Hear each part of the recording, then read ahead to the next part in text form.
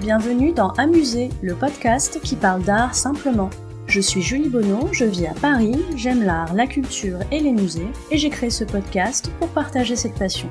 L'objectif d'Amuser, c'est de raconter l'art autrement, de raconter l'art de manière ludique et décalée, de ressentir l'art sans trop l'intellectualiser. Si comme moi vous aimez apprendre sans faire trop d'efforts, vous êtes au bon endroit. Un nouvel épisode d'Amuser est mis en ligne tous les lundis. Vous pouvez vous abonner à Amuser sur les plateformes iTunes, Deezer et Podcast France. Je serai ravie de recevoir vos commentaires et suggestions, voire vos bonnes notes si ce podcast vous plaît. C'est le meilleur moyen d'encourager et de soutenir Amuser. Vous pouvez également me suivre sur les réseaux sociaux. Sur Instagram et sur Twitter, c'est le compte amuser_fr et sur Facebook et via la chaîne YouTube sous le nom Amuser. La mini-série sur mes œuvres préférées se poursuit avec un cri de désespoir, un cri d'angoisse, un cri de solitude. Ce cri dont je vous parlais, c'est celui de Munch, à prononcer Munch et non Munch, comme je l'ai fait pendant des années. La première fois que j'ai vu cette toile, c'était à la Fondation Louis Vuitton, lors de la visite de l'exposition Les Clés d'une Passion qui a eu lieu en 2015. Je me souviens de cette toile, pas très grande, au format portrait, isolée sur le centre d'un petit mur. Cette rencontre avec ce petit être hurlant m'a stupéfaite. Alors vous connaissez la tradition, mini-bio de l'artiste avant toute chose. Donc Munch, c'est un artiste norvégien. Il a vécu à cheval sur le 19e et le 20e siècle, mais inscrit son œuvre plutôt dans les courants post-impressionnistes et expressionnistes surtout. L'expressionnisme, c'est un mouvement qui naît en Allemagne et qui veut avant tout montrer les sentiments. C'est un mouvement d'inquiétude qui réagit de manière très sensible au contexte agité de l'époque. Vous reconnaîtrez les peintures expressionnistes par leurs couleurs vives et leurs formes agitées. Je vais pas vous mentir, c'est pas le courant le plus happy de l'histoire de l'art.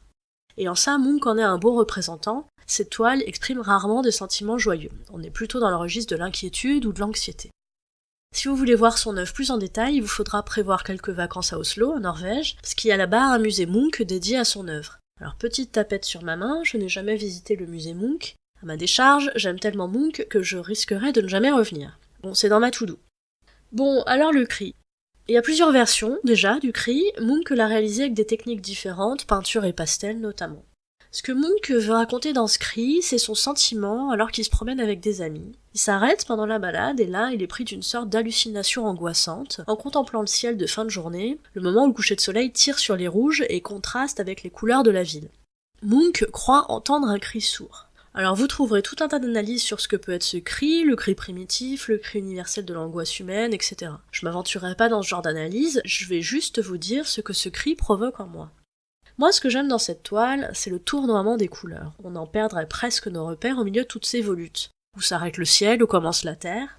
Ensuite, il y a ces couleurs, avec une opposition du rouge orangé, couleur chaude, donc couleur qui vient à nous, qui vient à l'œil, et le bleu, couleur froide, couleur vers laquelle nous devons aller parce que c'est une couleur dite fuyante. C'est pour ça que la première chose qui attire l'œil dans cette toile, normalement, c'est le ciel rouge. Alors le rouge, c'est aussi une couleur qui rappelle la violence ou le sang. Vous noterez aussi que le bleu est très sombre, ce qui ajoute encore à l'angoisse. Et puis il y a bien sûr ce petit homme qui semble perdu au milieu de tout ça. Je sais pas ce que vous en pensez, mais il est aussi un peu angoissant avec sa tête allongée, ses mains qui bougent ses oreilles. Sa tête semble pas ressembler à quelque chose de vraiment humain. Il est flippé et il est flippant. Ce que j'ai ressenti devant cette œuvre, c'est un mélange de fascination et de malaise. Fascination parce que j'aime me perdre dans cette œuvre, en scruter tous les détails pour arriver à comprendre tout ce que je vois. Les personnages au loin, les bateaux. Mais malaise aussi parce que tout ça, ça respire pas la joie de vivre. Je donnerais cher pour pas être sur ce pont avec ce personnage parce que ça a l'air carrément angoissant.